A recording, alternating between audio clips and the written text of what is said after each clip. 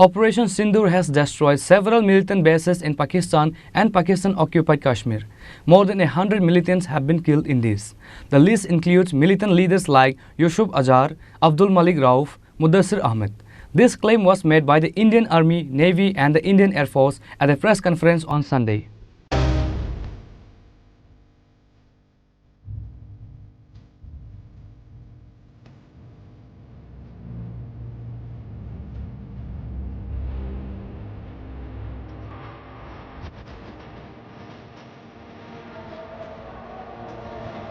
Operation Sindoor has destroyed several militant bases in Pakistan and Pakistan-occupied Kashmir.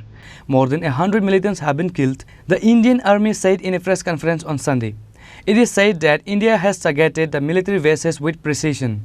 In a press conference, Indian Army DGMO Lieutenant General Rajiv Ghai said that more than 100 militants were killed in the military operations conducted in Pakistan and Pakistan-occupied Kashmir. He said that India needed to give an answer in response to the Pahalgam massacre. The Indian Army has said that the militants who hijacked the Kandahar plane and the plotters of the Pulwama attack are among the slain militants. The list includes Yusuf Azhar, Abdul Malik Rauf and Mudassir Ahmed. We will begin with opening statements by the three senior officers to my right here who have been directly overseeing operations during Operation Sindoor.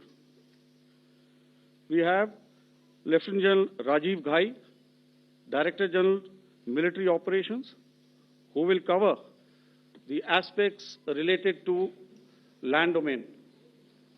Air Marshal A.K. Bharti, to his right, Director General Air Operations, will provide insights on the air domain. And to my right is Vice Admiral A.N. Pramod, Director General Naval Operations, who will cover aspects on maritime domain. Following their briefings, we will move on to the question-answer session. I now request the DGMO to commence the opening brief. Thank you, Sandeep. A very good evening to all of you, ladies and gentlemen.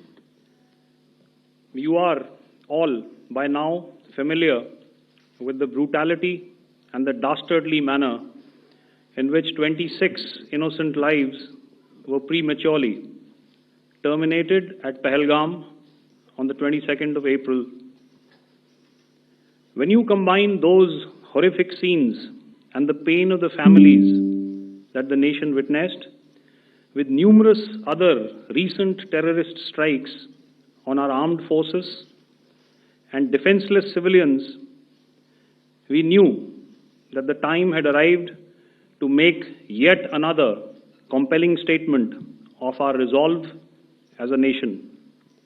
Operation Sindoor was conceptualized with a clear military aim to punish the perpetrators and planners of terror and to destroy their terror infrastructure.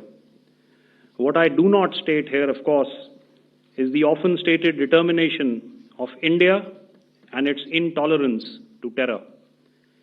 It set into motion a very diligent and microscopic scarring of the terror landscape across the borders and the identification of terror camps and training sites.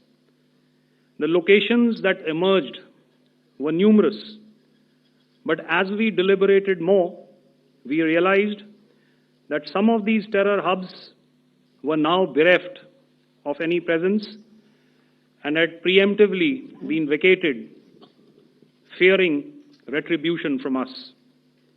There was also a term of reference and our own binding, self-imposed restriction to target only terrorists and thus prevent collateral damage.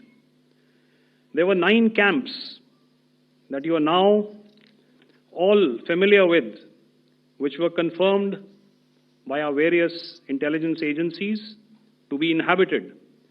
Some of these were in POJK, while there were others that were located in the Punjab province in Pakistan.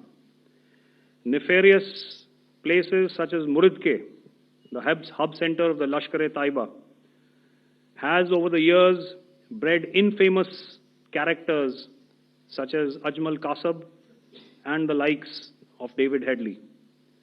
What followed was a careful scrutiny of each of these sinister locations, their layout, configuration, even the type of construction in each structure, and the terrain obtained around these. This was with an obvious intent to deduce and identify the exact vector that was required for their neutralization, as also the eyes in the sky that we would send up to ensure that we brought back evidence that we had indeed targeted what we set out to.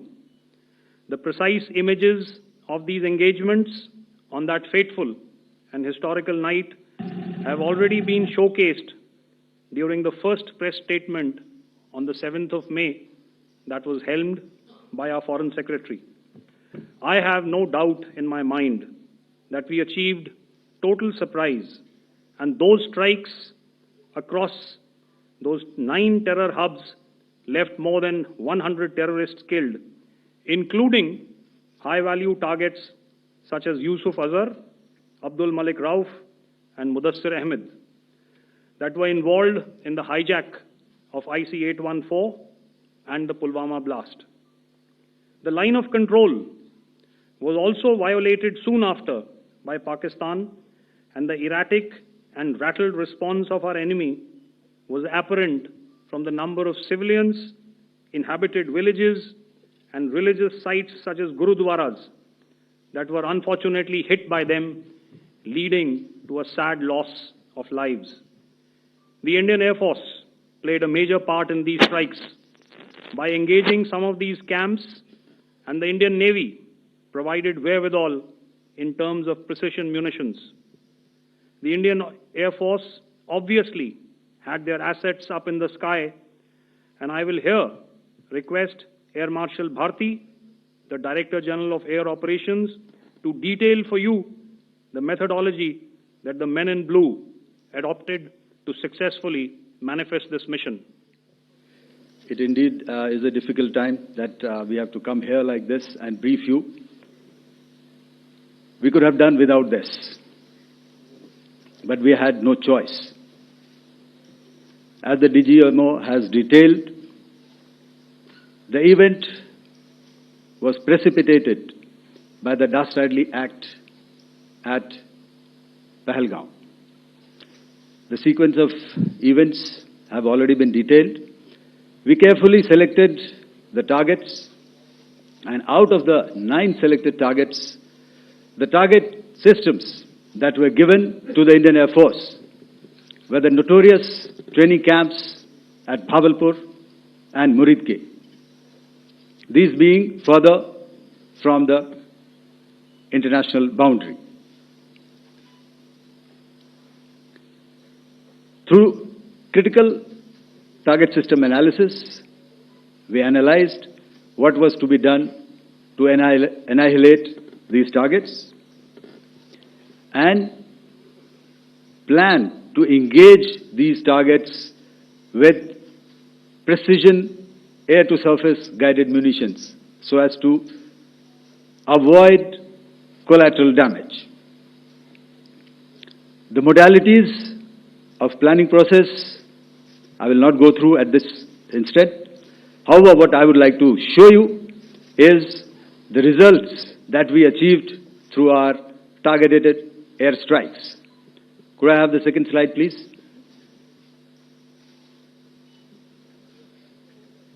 Yeah, change, please.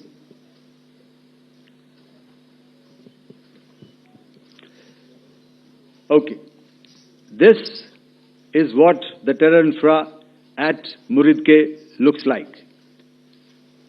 If you see, north is as indicated, and to the right is east, where the international boundary lies. Could we have the next slide, please?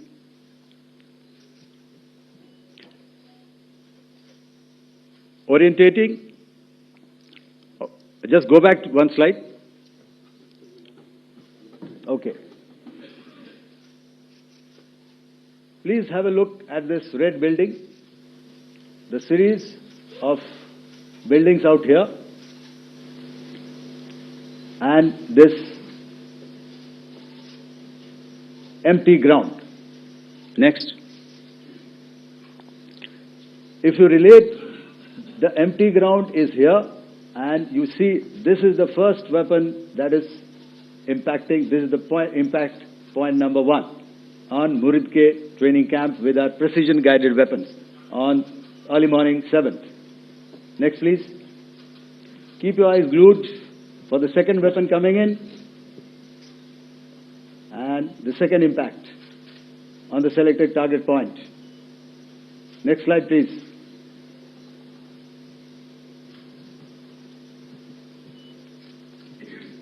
Third weapon, third impact. Continue. And fourth weapon, fourth impact. So through these targeted and precision targeting, we addressed the target at Muridke, which was the terrain infrastructure. Can you hear me? All right. Okay, I'll come closer to the mic. Now we go to the next target, which is the Bhavalpur training camp. Next slide, please. Okay, just wait. So the effect, if you see, the impact point, if I can point out, this is the impact point. The ammunition has gone through the roof and it has created a blast inside, the photographs of which you would have, all of you would have seen. And the red building, after that, there was this double-story building. It has been completely decimated by precision targeting. Next, please. The target system, which was in the north, a series of buildings. I will show you how it looked. Next. Completely destroyed by our precision targeting. Next. Now coming to Bhavalpur, this is the target complex that we are dealing with, a fairly large target complex. So we had to carefully choose the points that we needed to address, which were high value and which would meet our stated objectives of eliminating the terrorists. I would like to draw your attention to this red canopy, and in relation to that, I would cover the targets. One target system is a series of buildings here, other one here, and other one out here. Next slide, please.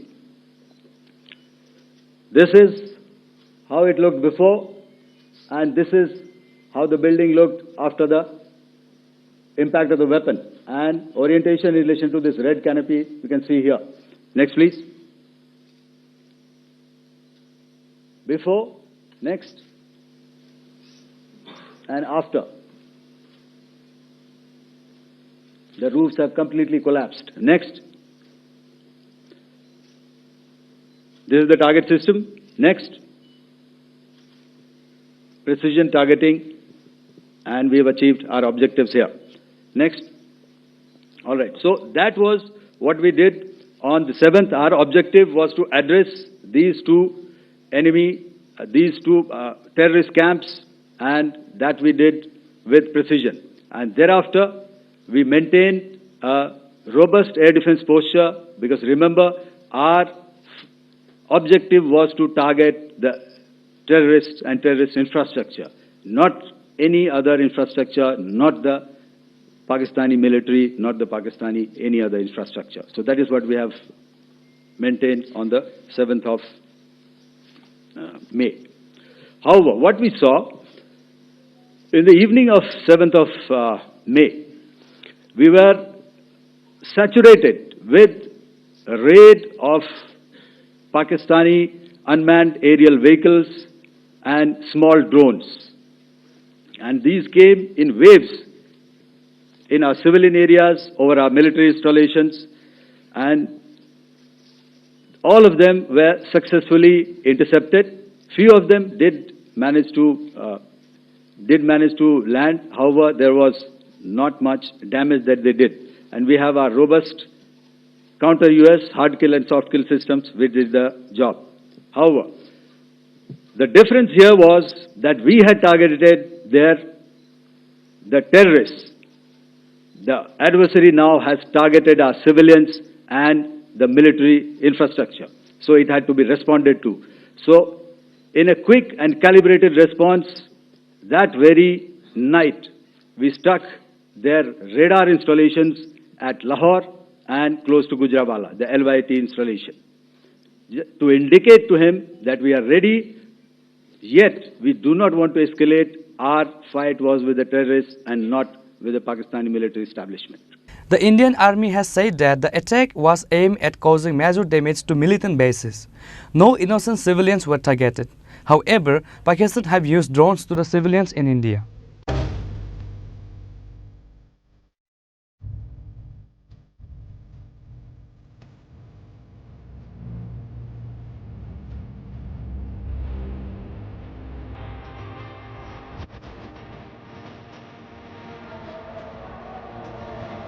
Bureau Report, Chini, Khorang.